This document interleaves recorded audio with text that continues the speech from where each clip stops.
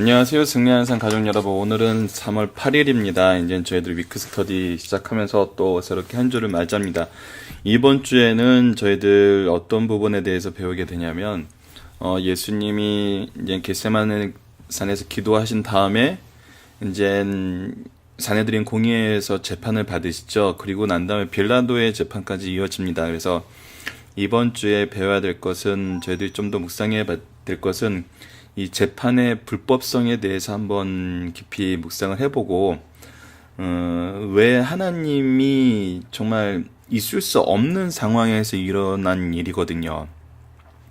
그래서 악한 자들이 볼 때는 저희들 지난주 14장 앞부분에서도 얘기를 했지만, 악한 자들이 볼 때는 이들의 계계가 굉장히 성공적으로 끝난 것 같지만, 이 내면에는 하나님께서 역사하시는 구속의 역사의 그 흐름이 있었다는 거죠. 그래서 인간의 계획대로 된 것이 아니라 하나님의 계획대로 됐지만, 그렇다고 해서 인간들의 잘못된 것이 용서되는 것이 아니라, 가룟 유다가 예수님을 파는 것이 용서되는 것이 아니라, 예수님께서 말씀하셨던 것처럼 예수님께서는 하나님의 뜻대로 십자가를 지시나 가룟 유다에게는 이 사람이 태어나지 않았다면 좋을 뻔하였다라는 그런 말씀대로 우리가 구속세에 올바르게 쓰임 받는지 아니면 이 잘못된 방향으로 쓰임 받는지는 저희들 계속 한번 살펴보도록 하겠습니다.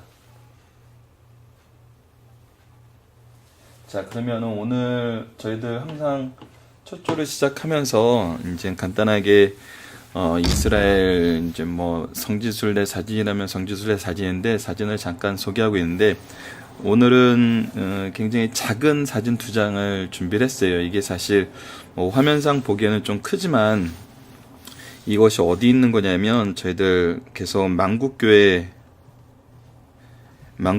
있는 것들을 좀 소개를 하고 있는데, 이 만국교회는 지난번에 설명드렸다시피 예루살렘 올드시티가 있으면 여기가 골든 게이트고, 여기가 이제 이 예수님이 말씀을 나눴던 올리브산이에요. 그래서 올리브 마운틴이 여기 있고, 여기서 저번에 우리가 보면서 여기 이제 무덤들이 많이 있는 거를 봤었어요. 그리고 나서 바로 요 자리에 있는 것이 만국교회입니다. 그래서 만국교회에서 이번 달 표지도 이 만국교회 안에 있는 이 모자이크식 이 그림을 소개했던 거고, 여기 옆에 이제 뜰이 있어요. 들어가는 입구가 있고, 이제 올리브산으로 이렇게 올라오는 길이 있고, 뜰이 있는데, 이제는 뜰 안쪽에 있는 건물의 벽에 이제 자그마하게 조각으로 이제 그 벽돌 위에 이제 붙여져 있는 거예요. 벽돌 위에 붙여져 있고, 그 아래쪽에 이렇게 조각들이 유치되어 있는데, 특히 이 그림이 참 유명해요. 많은 분들이 예수님께서 이제 겟세마네 산에서 기도하시던 모습을 형상화한 거라서, 이 기도의 모습을 이제 본받자 해가지고, 저도 이제 모르고 찾아가는데 발견하고 나서는 이렇게 작은지는 몰랐어요. 근데 굉장히 작은 이제 부조였고요. 그리고 예수님이 기도하시는 모습, 그리고 그 기도하시다가 이제 잡혀가시는 모습, 이번 주 우리 본문에 해당되는 내용이죠. 그래서 그 내용을 이제 소개하고 있는데, 사실 안쪽에 있는 저희들 이 표지했던 그 그림이 어떻게 보면 더 잘 표현이 돼 있는데, 이제 이 예수님을 잡아가는 무리들에 대한 이 성경적인 기록을 통해서 해석할 수 있는 건 뭐냐면요, 이 당시 모든 사람들이, 모든 그 집단을 대표하는 그 대표자들이 와서 이제 예수님을 잡아갔다는 거죠. 그래서 정말 온 세력이 예수님을 죽이기 위해서 이 서로 합심했던 모습, 그 예를 통해서 보여주면은 그 이방인의 상징인 로마 군사가 있었고요, 제자들의 상징인 가룟 유다가 있었고요, 이제 유대 지도자들이 상징인 이제 이 바리새인들이나 이 종교 지도자들이 있었고, 그리고 이제 천한자의 상징인 하인들이 있었어요. 그래서 이 각 계층들이 정말 예수님을 죽이는 일에 합심해서, 정말 예수님이 죽으실 때 얼마나 외로웠는지, 또 이렇게 참 이 길을 얼마나 이렇게 혼자서 걸어가셨는지, 그래서 더더욱 우리 지난주에 상고했던 마리아의 이 장례를 준비한 모습, 그것도 말씀대로 하나님, 예수님이 하신 말씀에 기초를 해서 이 장례를 준비했다는데, 저희가 더 이제 참 선한 일이고 좋은 일이었다는 걸 알 수 있는 거죠. 그래서 이 그림을 통해서 우리가 이제 큰 일을 앞두시고 언제나 하나님께 기도하면서 요청하셨던 이 예수님의 모습과 또 십자가의 사역을 감당하기 위해서 더 직전에 힘써 기도하셨던 모습, 그래서 우리 삶에 정말 이 기도는 빠질 수 없음을 다시 한번 이 그림을 통해서, 사진을 통해서 한번 나눠봤으면 했습니다. 자, 이번 주 말씀은 이제 14장 후반절과 15장 초반절이에요. 그래서 월요일 말씀은 이제 기도에 대한 내용이 나오죠. 기도에 대한 내용이 나올 때 합심해서 기도하기 위해서 제자들에게 기도를 부탁하지만 제자들은 영적으로 깨어있을 수가 없었어요. 마치 우리 지난주에 말세의 징조에 대해서 배우면서 이때가 겨울이 아니기를 기도하라 그랬는데, 이 제자들의 모습은 참 겨울이었던 것 같아요. 세상적인 성공을 바라보면서 예수님이 왕이 되길 원했고, 자기들은 그 안에서 높은 자리를 차지하길 원했는데, 그래서 기도하자 그랬을 때 기도를 못했죠. 예수님이 뭐라 그러세요?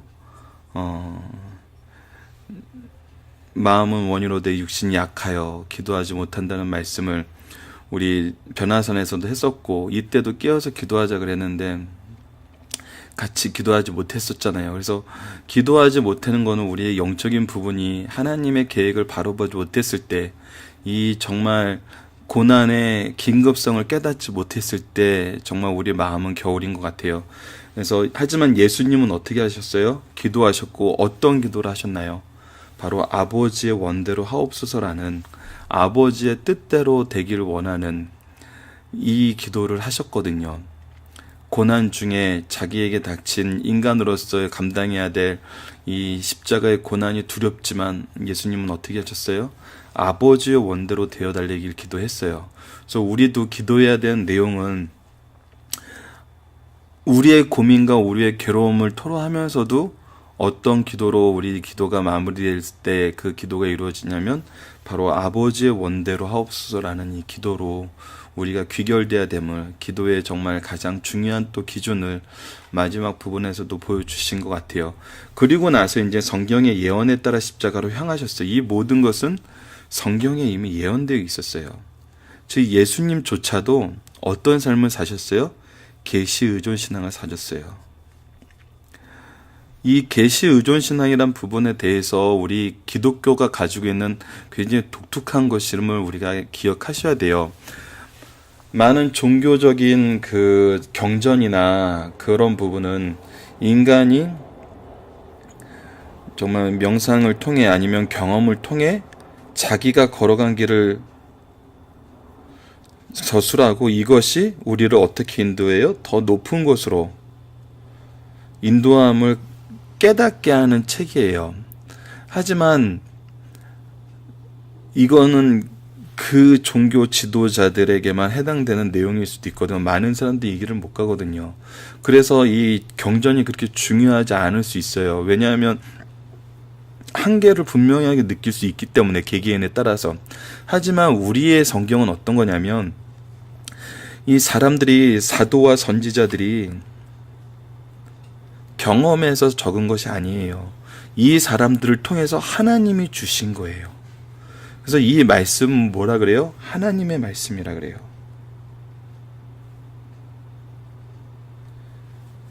하나님의 말씀이기 때문에 우리가 죄의 특징, 창세기에서도 배웠다시피 하나님이 가장 긴급하게 생각하셨던 죄의 특징은 뭐였냐면, 각자 자기 소견에 좋은 대로 자기 스스로 선악을 판단하게 되는 거였어요. 이랬을 때는 자기가 선이라고 생각하는 게 하나님이 선하고 다를 수 있거든요. 하나님의 선하고 다른 게 바로 죄였거든요.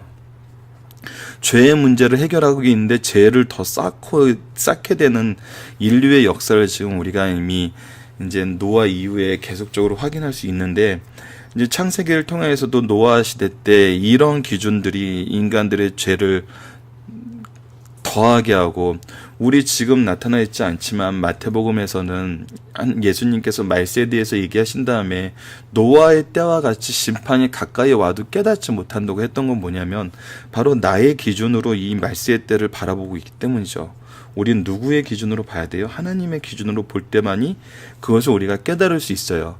그래서 우리에게 필요한 거는 뭘로 돌아가는 거예요? 하나님의 말씀으로 돌아가고 하나님 말씀의 근거에서 사는 거예요. 하나님 말씀을 통해서 지혜를 얻는 거거든요. 누구의 지혜요? 하나님의 지혜요. 근데 이 모습을 누가 가장 모범스럽게 보여주냐면 바로 예수님이라는 거예요. 예수님이 탄생하시고 사시고 십자가에 달리시고 장사 지내시고 부활하시고 승천하신 모든 것이 바로 성경대로 이루어졌어요. 예수님은 우리에게 또 어떤 가장 좋은 모범을 보이냐면 바로 계시의존 신앙의 가장 참된 모습을 보여주신 거거든요. 그래서 이 부분을 우리가 잠깐 살펴보고, 이 부분은 이제 월말의 마지막 부분에서 다시 한번 총복습을 합니다. 그때 한번 나눠보도록 하고요. 그 다음에 이제 사내들인 공회에서 불법 재판을 받으신 예수님의 모습이 나오는데, 왜 불법이죠? 예수님의 형량을 미리 정해놨어요. 죄목을 정해놨어요. 죄목은 사형이에요. 그래서 이 죄의 판결을 정해놓은, 판결은 미리 사형이라고 정해놓고 어떤 걸로 예수님을 고발해야지 사형이 될까 찾고 있는 재판이었던 거예요. 그래서 불법 재판이라는 거죠. 우리가 이전에 독재 시절에 이런 일이 있어서 인권위에서 또 지적을 하고 법원에서도 인정을 해서 판례를 되돌리고 국가적으로 사과한 일도 있었잖아요. 그것처럼 우선 재판을 통해서 그 죄의 제목과 죄의 내용과 죄의 경중을 파악하는 것이 아니라 이 사람은 죽여야 돼. 정해놓고 여기에 맞는 제목을 찾는 거예요. 근데 찾았어요? 못 찾았어요? 못 찾았어요. 예수님은 세상 법으로 흠이 없으셨어요. 그래서 사내들인 공회가 정한 제목이 뭐였어요? 불법한 종교 지도자를 쓸 수 있는, 하지만 바로 썼을 때는 가장 중요한 것 중에 하나였던 신성모독이었어요. 이 신성모독의 내용도 뭐였냐면 예수님이 스스로를 하나님의 아들이라고 칭한 거였어요.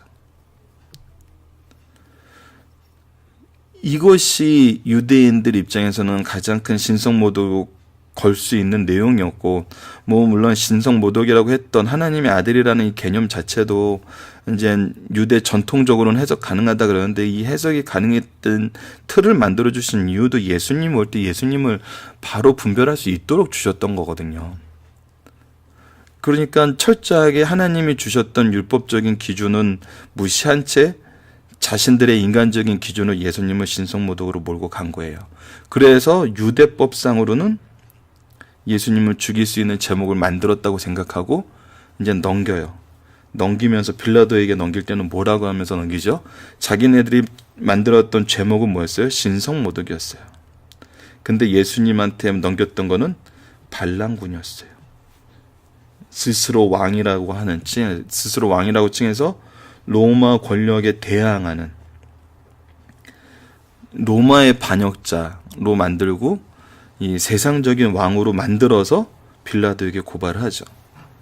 그러니까 어떤 얘기예요? 심판을 1심, 2심, 3심 재판을 받고 있는데 1심에서 고발했던 내용하고 2심, 3심에서 고발했던 내용이 달라요.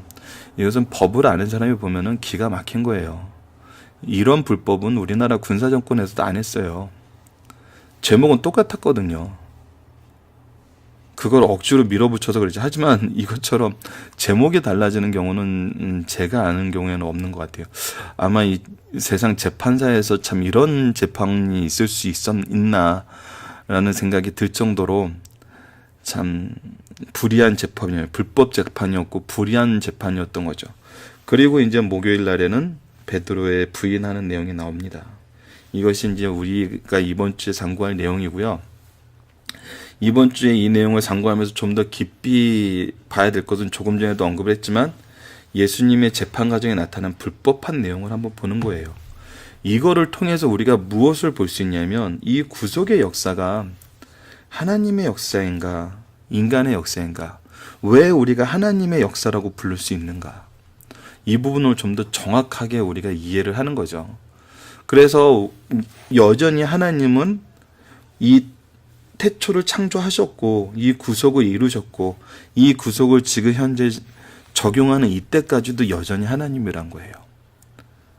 저희들 로마서에서 봤다시피 11장 36절에서 나타났던 것처럼 만물이 주에게서 나오고 주로 말미암고 주에게로 돌아가니이다 라는 이 신앙의 역사가 바로 이 구속의 역사를 통해서 우리가 다시 한번 깊이 있게 확인할 수 있는 거거든요.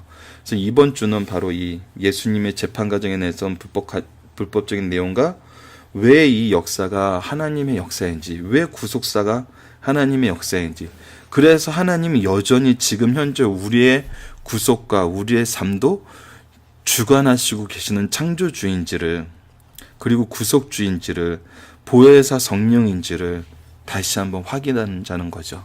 그래서 이 부분이 이번 주에 이제 중심된 우리 연구 내용이니까 이 부분 같이 묵상해 주시길 원하고요. 지난 주에 저희가 이제 성찬의 내용이 있었어요. 그래서 가끔 이런 걸로 좀 혼란스럽게 하는 사람들이 있대요. 왜냐하면 성경의 기록을 보면은, 성찬에 대한 기록을 보면은 주님께서 이제 떡을 떼신 후에 이제 이거는 내 살이라 그러고 그 잔을 나눈 후에 이거는 내 피라고 하면서 이것을 기념하라 그러는데, 누가복음에서는 잔이 먼저 나오는 게 한 번 더 적혀 있어요. 그래서 참 소모성 논란이고, 왜 이런 논란을 만들어서, 이거는 솔직히 이 예수님의 이 죽으심을 기념하려는 것이기보다는 교회를 분열시키려는 주장 같아요. 근데 가끔 이런 주장을 한대요. 왜 누가복음에서는 잔이 먼저 나왔는데 왜 꼭 떡을 먼저 하는 것이 옳은 성찬이냐, 그러면서 성찬을 교회들이 틀리게 하고 자기네들 마음대로 하는 거다라고 그러면서 좀 분란을 일으키는 경우가 있다 그러더라고요. 근데 여러분,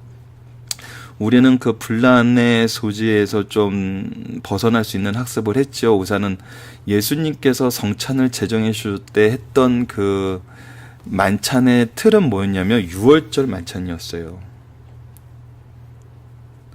그래서 이 6월절 만찬에 대해서 우리가 지난주에 소개하면서 유대인들이 6월절 만찬을 어떤 순서에 따라서 진행하는지 배웠잖아요. 그래서 그 6월절 만찬이 여러분들이 아시다시피 문설주에 피를 바르고 실제로 이제 그 우리 출애굽했던 그때랑 똑같이 하지 않았어요. 그래서 처음에 이제 기도하고 잔을 나누고 식물을 나누고 질문을 했을 때 또 이렇게 질문에 답하고 다시 두 번째 잔을 나누고, 그 다음에 이제 이제 무교병을 먹으면서 하나님께 영광 돌리는 찬양을 하고, 그러면서 만찬이 이렇게 계속 이어지는 걸 볼 수 있잖아요. 그래서 누가복음에서도 그 잔을 먼저 든 다음에 다시 한번 그 뒷부분에 이것은 내 편이 기념하라 하고 다시 잔을 나눈 내용이 나오거든요. 그래서 중요한 거는 잔이 먼저냐 이 떡이 먼저냐가 문제가 아니라 우리가 정말 바르게 성찬을 하느냐. 고린도전서에서 경고했던 것처럼 이것을 잘못해서 병든 자 죽은 자가 많다고 얘기하는 것처럼 이것을 잘못해서 우리가 하나님의 시험의 심판의 대상이 되는 것이 아니라 바르게 해야 된다는 거죠. 그 의미는 뭐라고요? 예수님의 죽으심을 기념하면서 이것을 사람들에게 알리는 거거든요. 그래서 이런 부분에 대한 논의는 무엇을 따라가면 되느냐면요, 그래서 교회법이라는 게 있는 거예요. 교회에는 예배에 대한 예식이 정해져 있어요. 이거는 뭐냐면 우리 신앙의 선조들이 성경의 내용대로 우리의 이 교회를 치리하고 예배를 준비하고 예식을 행하는 데 있어서 이 가장 좋은 형태, 특히 문제 소지가 없는 형태로 이걸 질서를 만들어 놓은 거예요. 그래서 교회에서는 이 질서가 굉장히 중요하거든요. 근데 질서를 통해서 우리가 하나님과의 바른 교제에 모습을 발견하는 거거든요. 우리 창세기에서도 이미 얘기했다시피 하나님이 6일 동안 천지를 창조하신 이유는 바로 우리에게 바로 이 질서를 가르쳐 주기 위한 거였잖아요. 그냥 하루 만에 다 만드실 수 있고 순식간에 만드실 수 있는 분인데 굳이 6일이라는 기간을 두셔서 하나하나 그 의미를 가르쳐 주시거든요. 그건 바로 질서를 만드셨다는 거예요. 이 교회 내엔 질서가 있는데 이건 어디에 의해서 우리가 알 수 있냐면 바로 교회법에 의해서 알 수 있어요. 그러니까 결국은 이런 부분에 대해서 이제 좀 다른 의견을 내는 거는 그것을 이제 몰라서 그랬을 때는 우리가 이 교회법을 가르쳐 줌으로써 또 말씀을 통해서 말씀을 근거로 이 교회법이 어떻게 이루어졌다는 걸 가르쳐 주면서 이제 교육이 되면 되는데 분란을 위해서 만들어졌다는 것에 대해서 얘기하는 사람들은 뭘 잘못하냐면 그 특성이 뭐냐면 바로 이 질서를 무시해요. 교회법을 무시하고 질서를 무시해요. 이거는 굉장히 위험한 부분이거든요. 이것을 제시하는 분들도 조심하셔야 돼요. 이거는 이단들이 굉장히 많이 쓰는 방법이에요. 질서를 무시하는 거. 질서를 무시할 때 뭘로 그걸 포장하면 정의와 자신들의 지식으로 포장을 해요. 이거를 우리가 구분할 수 있어야 된다는 거를 이 부분에 대해서 이제 뭐 좀 논의가 나오는 경우가 있는 것 같더라고요. 그래서 제가 특히 성찬에 대해서는 한 번 정도는 여러분들이 좀 아셔야 되는 부분이 있기에 이 부분을 다시 한번 좀 언급을 했습니다. 그래서 여러분 이 중요한 거는 하나님께서 얘기하시려는 본뜻 예수님께서 이것을 제정하신 이유이고 이것을 어떻게 지켜야 되는 거지. 이 형식은 우리가 무엇을 따라야 된다고요? 교회법을 따라야 돼요. 교회법은 무엇을 위해서 만들어졌어요? 질서를 위해서 만들어졌어요. 그래서 이 문제에 대해서 제기하면 안 된다 이거는 아니에요. 제기하는 사람들이 알고 싶어서 제기하는 경우가 있어요. 모르니까. 그럴 때는 말씀과 교회법으로 가르쳐주면 돼요. 그러면 오히려 이 사람들은 더 열심히 말씀과 교회법을 지키는 방향으로 나아갈 수 있어요. 근데 말씀과 교회법으로 얘기를 했는데도 어떻게 해요? 내가 생각하기엔 그건 잘못됐어. 자기의 정의와 그거는 내가 알고 있는 지식으로는 잘못된 거야 라는 자기의 지식을 내세워서 계속 분란을 유지를 하려고 그러는 거는 우리가 멀리해야 돼요. 이 부분은 우리가 좀 분명히 하고 넘어갔으면 좋겠습니다. 자, 그러면 이번 주도 여러분들 모두 승리하는 하루 한 주 되시길 바라면서 위크 스터디는 이 정도로 마치도록 하겠습니다. 감사합니다.